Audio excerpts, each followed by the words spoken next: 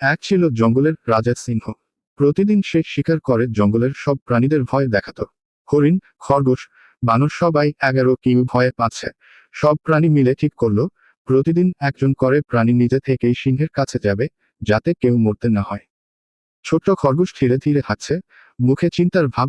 একদিন পালা এল এক বুদ্ধিমান খরগোশ। সে ভাবল, এবার এই সিংহকে বুদ্ধি দিয়ে হারাতে হবে। এত দেরি কেন করলি খরগোশ? এখনই তোকে খেয়ে ফেলবো। খরগোশ, মহারাজ, আমি তো আসছিলাম, কিন্তু পথে এক বিশাল সিংহ আমাকে আটকেছে। সিংহ গর্জন করছে, চোখে আগুন। আরো এক সিংহ, আমাকে ছাড়িয়ে আর কেউ রাজা হতে পারে না। আমাকে দেখাও সে কোথায়। খরগোশ সিংহকে নিয়ে এল একটি গভীর কুয়ার কাছে। খরগোশ, ওই কুয়ার ভেতরেই সে সিংহ থাকে, আমার দিকে তাকিয়েই গর্জন করেছিল।